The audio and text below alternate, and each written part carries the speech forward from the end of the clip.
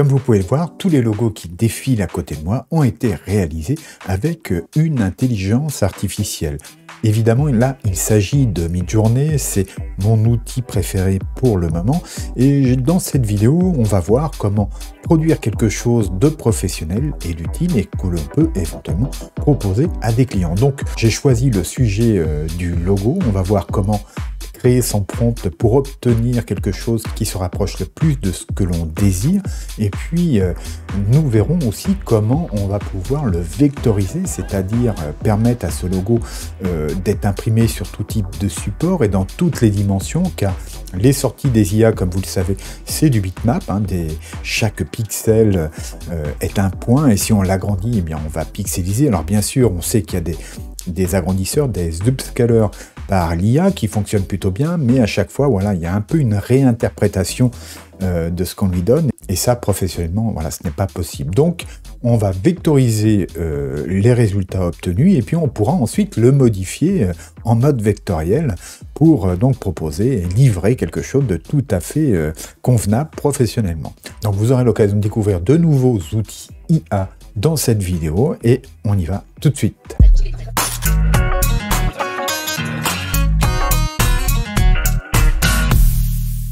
Pour que Midjourney nous crée des logos, il faut lui adresser les bons prompts. Alors bien sûr, je vous mets en description ceux que j'ai utilisés, du moins quelques-uns, et ça sera à vous de les adapter pour arriver à vos objectifs. Alors bien sûr, ils sont en anglais, mais voilà, vous utilisez DeepL par exemple pour traduire vos besoins, vos mots, et tout se passera bien, je le pense. Alors, si vous êtes en mode gratuit dans Midjourney, bien sûr, n'oubliez pas de mettre le -v espace 4 pour fonctionner en version 4 de Midjourney. Et puis ensuite, voilà, vous avez aussi le paramètre -q espace 2 qui vous permet de gagner en qualité de sortie. Alors voilà, moi je ne l'ai utilisé pas forcément à chaque fois, et comme je suis en mode privé, eh bien je n'ai pas besoin de préciser l'AV4 puisque je l'ai mis dans mes settings. Eh bien je vous propose de partir tout de suite sur Midjourney pour lancer le prompt. Bon, eh bien nous voici sur Discord en discussion avec mon bot Midjourney, et je vais tout de suite ici commencer un nouveau prompt. Voilà, je colle un prompt ici que j'ai préparé donc à l'avance, mais qui m'a donné de bons résultats, donc c'est pour ça que je vous le livre. Dans ce prompt, je demande donc un logo pour une boulangerie, et un logo moderne, simple, dans lequel sera représenté donc un épi de blé et du pain. Voilà. Alors, je souhaite que ça soit dans un style d'illustration, donc avec des crisp line works, donc des traits de la ligne claire en quelque sorte. Vous voyez, avec donc des thick black outline, donc sous-tendu de lignes noires, et donc avec un fond d'écran blanc.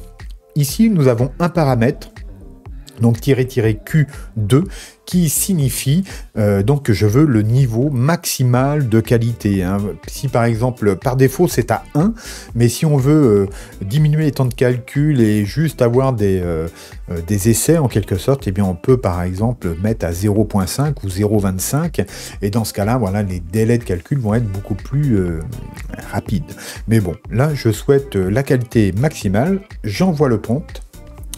Voilà, c'est parti, il n'y a plus qu'à attendre.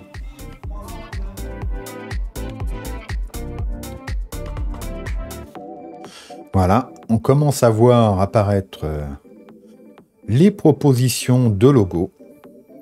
Donc j'ai comme l'impression qu'à ce tirage-là, je n'aurai pas de pain, contrairement à ce que j'ai pu avoir précédemment. Je vais vous faire voir un peu ce que j'ai pu obtenir. Vous voyez, j'ai celui-ci qui est très sympa. Je pense qu'on va partir dans la suite du logo, de la fabrication de notre logo avec ce modèle-là, mais vous voyez, j'en ai d'autres très sympas.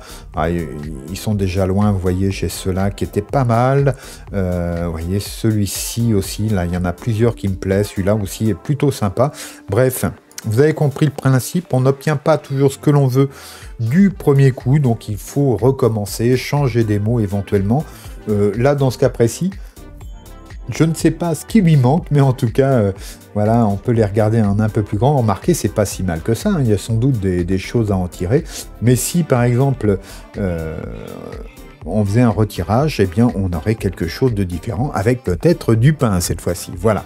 Mais on va poursuivre donc avec un de ceux que j'ai précédemment fait. Donc voici celui que j'ai choisi pour la suite de cette vidéo. C'est donc j'ai fait un tirage et on le retrouve donc plus bas par ici.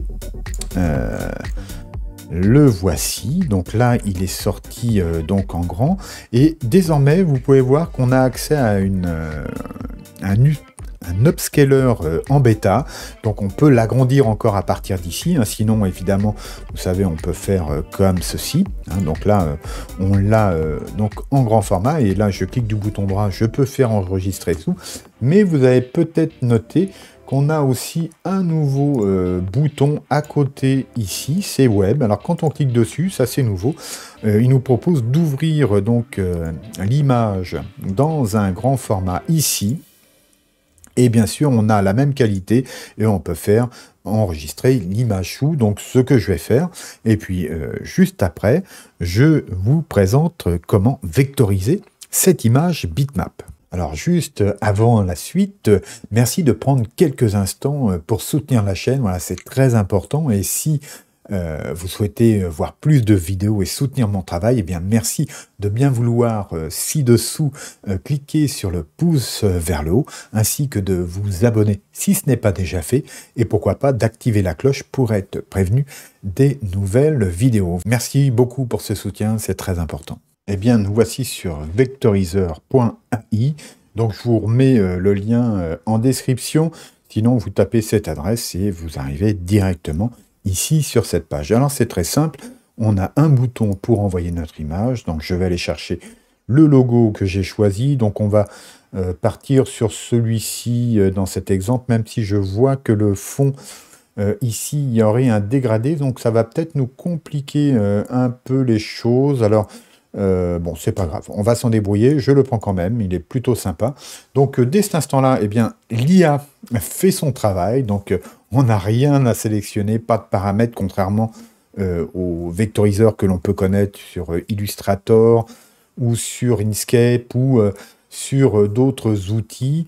Là, voilà, on a un résultat qui est assez optimal dès le départ, mis à part, vous voyez, le dégradé que l'on a ici, qui est traduit ici, en 3-4 couleurs distinctes, donc on va les enlever ensuite, donc c'est pas un problème. Donc il me reste qu'une seule chose ici à faire, c'est à faire download, donc pour rapatrier ce fichier sur mon ordinateur. Donc je vais l'enregistrer ici dans ce dossier, et puis voilà, la vectorisation est finie, donc c'est le premier point. Maintenant on va aller nettoyer tout ça, et puis mettre du vrai texte là où il faut. Donc on se retrouve sur Affinity Designer, mais voilà, vous pouvez utiliser Canva, Illustrator, et bref, tous les outils avec lesquels vous travaillez habituellement et qui sont capables de gérer les fichiers vectoriels. Là, en l'occurrence, c'est du SVG. Nous voici devant le logo, le fichier SVG qui est chargé à présent dans Affinity Designer V2. Et donc, je vais donc rectifier ce logo à présent, voilà, enlever le fond. J'ai déjà regroupé ici des éléments pour pouvoir mieux les contrôler et puis mettre du vrai texte. Et donc, je vais vous faire tout cela un peu en accéléré. Voilà, et on se retrouve à la fin pour voir le résultat.